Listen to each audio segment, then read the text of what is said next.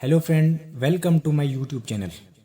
दोस्तों, आज हम इस वीडियो में इफ़ जो एक पोएम है इसके बारे में पढ़ेंगे। इसके लिखने वाले रुडयार्ड किपलिंग हैं।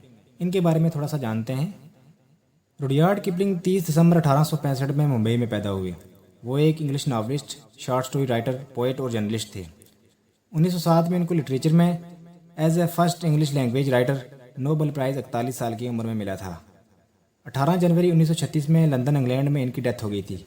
ये थी थोड़ी सारी जानकारी रुडयार्ड किपलिंग के बारे में। दोस्तों, इफ़ जो पोएम है ये 1910 में पब्लिश हुई थी। 32 लाइन की ये पोएम है और ये डिवाइड की गई है 4 ऑक्टेट्स में, और इसकी rhyming scheme A B C D हर ऑक्टेट्स में है। तो चलते हैं हम पोएम की ओर। If you can keep your head when all about you are losing their and blaming it on you. इसमें पोइट अपने बेटे से कहते हैं कि बेटा, तुम्हें हमेशा शांत रहना है, तुम्हें अपने दिमाग को ठंडा रखना है। लोग तुम्हें बुरा भला कहेंगे, तुम पर इल्ज़ाम लगाएंगे, क्योंकि लोग फ्रस्ट्रेशन का शिकार हैं और इनका दिमाग गर्म है, और तुम भी उन लोगों की फ्रस्ट्रेशन का शिकार हो सकते हो, लेकिन तुम्हें अपने माइंड को ठंडा रखना है। If you can trust yourself when all man डोप्ट you but make allowance for their doubting too. जब सारी दुनिया को आप पर शक हो, तुम अपने आप पर भरोसा रखना। और साथ ही पोएट ये भी कहता है कि डोप को कम्प्लीटली इग्नोर भी नहीं करना है, आपको अपने ऊपर विश्वास रखना है। लेकिन जब तुम्हें कोई दूसरा बता रहा है तो आपने उसकी बात को नज़रअंदाज नहीं करना है। हो सकता है जो बंदा आप पर शक कर रहा हो वो सही हो। If you can wait and not to be tired by waiting or being lied about don't deal in lines. इनमें पोएट कहता है कि तुम्हारे अंदर पेशेंस, सब्र होना चाहिए, तुम्हारे अंदर इतनी ताकत होनी चाहिए कि तुम इंतज़ार कर सको। इंतज़ार और सब्र करना दुनिया का सबसे मुश्किल काम है। इंतज़ार करना सीखो और इंतज़ार करने से कभी थको नहीं। जब तुम दुनिया में रहते हो तो तुम्हारे खिलाफ बहुत सी झूठी बातें फैलाई जाती हैं, लेकिन तुम उन झूठी बातों में शामिल नहीं होना है। लेकिन तुम उन लोगों की तरह भी नहीं होना है जो किसी के खिलाफ झूठी बातें फैलाते हैं। और being hated don't give way to hating and yet don't look too good not talk too wise. और लोग तुमसे जलेंगे, नफरत करेंगे, जिलिस होंगे, बदले में तुम कभी किसी से नफरत नहीं करना। और शायर इस लाइन में अपने बेटे को नसीहत करता है, मशवरा देता है कि तुम ना किसी के सामने ज़्यादा अच्छा और ना ज़्यादा अक्लमंद बनने की कोशिश करना, क्योंकि अगर वो पोएट के ऊपर दिए गए तमाम मशवरों पर अमल करता है तो वो आम लोगों में अच्छा और अक्लमंद नजर आएगा। If you can dream and not make dream your master, if you can think and don't make thought your aim. Dream देखो, सपने देखो, मगर कभी भी सपनों के गुलाम नहीं बनना। सपनों को पूरा करने के लिए मेहनत, हार्ड वर्क की ज़रूरत होती है। अक्सर लोग सिर्फ सपने ही देखते हैं मगर मेहनत नहीं करते। सपने देखना अच्छी बात है मगर इनका गुलाम नहीं बनना। इस लाइन में पोएट कह रहा है कि तुम सोचो और सोच समझ कर डिसीजन लो, लेकिन सोचने में इतना ज़्यादा वक्त नहीं लगा देना कि तुम्हारा सारा वक्त सोचने में ही चला जाए। अक्सर लोग सोचने में सारा वक्त लगा देते हैं और अपना कीमती वक्त से महरूम हो जाते हैं। If you meet with triumph and disaster and treat those two impostors just the same. Poet इसमें कह रहे हैं कि ये दो वर्ड्स ट्रम्प और डिजास्टर हैं। इन दो वर्ड के साथ एक जैसा सलूक करना चाहिए। ये दो वर्ड ज़िंदगी के दो पहलू हैं। अगर हम आपको कामयाबी मिलती है तो तब भी आप खुश ना हों, अगर आपको किसी की तबाही का सामना करना पड़ता है तब भी आप परेशान ना हों। इसलिए शायर इनको जाली करार देता है, इसलिए इन्हें संजीदगी से नहीं लेना चाहिए। If you can bear to hear the truth you have spoken twisted by knaves to make a trap for fool. इन लाइन्स में पोएट कह रहा है कि कई बार हम कुछ कहते हैं, हमारे कहने का मतलब कुछ और होता है। लोग उसको अलग तरीके से बयान करते हैं, लोगों के द्वारा उसको नेगेटिव तरीके से बयान किया जाता है। लोग तुम्हारी बात को अपने फ़ायदे के लिए इस्तेमाल करेंगे। ऐसे लोग बेवकूफ़ लोगों को फंसाने की कोशिश करते हैं। तुम्हारे अंदर इतना पेशेंस, सब्र होना चाहिए कि तुम इस चीज़ से कंफ्यूज ना हो और तुम उसको बर्दाश्त कर सको।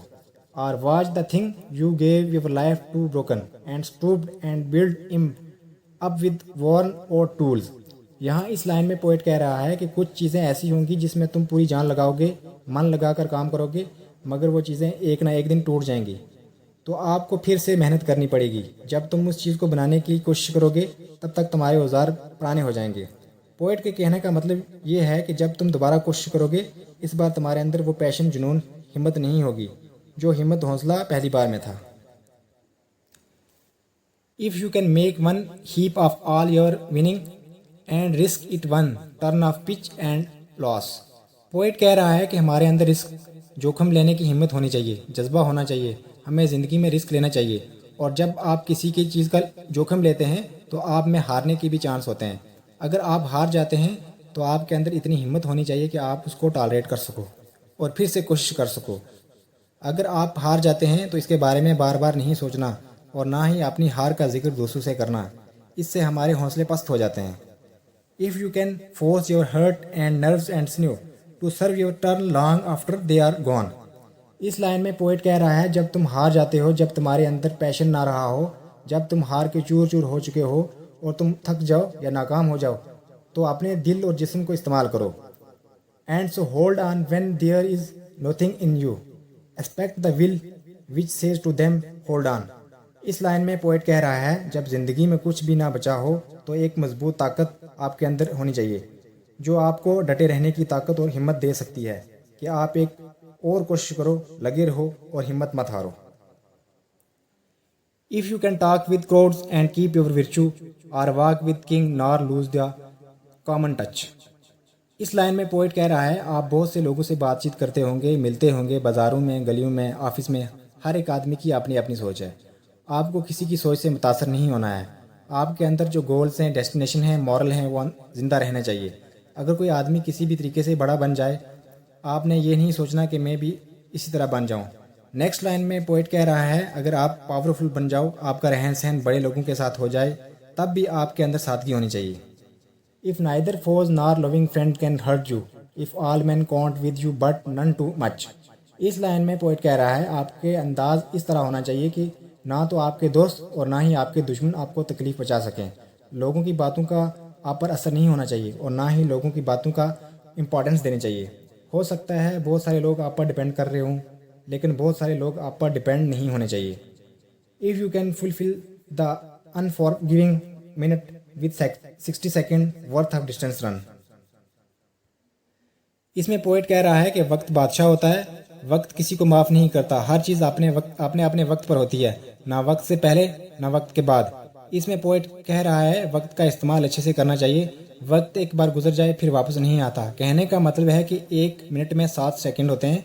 हमें हर सेकंड का अच्छे से इस्तेमाल करना है, तभी हम वक्त का अच्छे से इस्तेमाल कर सकते हैं और हमारा वक्त ज़ाया होने से बच सकता है।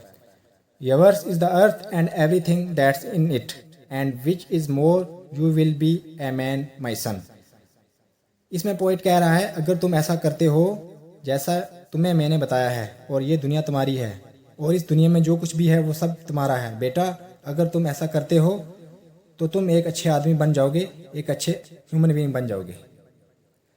लास्ट में इसका जो कंक्लूजन है वो ये है, इस पोएम में पोइट के कहने का मतलब ये है कि वो ज़िंदगी में सुकून के साथ आगे बढ़े और हमेशा ईमानदारी, आजिज़ी का मुजाहरा करे। वक्त अच्छा हो या बुरा, कामयाबी, फतह या आफत हो, इसको संजीदगी से ना ले, वक्त का अच्छे से इस्तेमाल करे, तभी हम एक अच्छे ह्यूमन बन सकते हैं।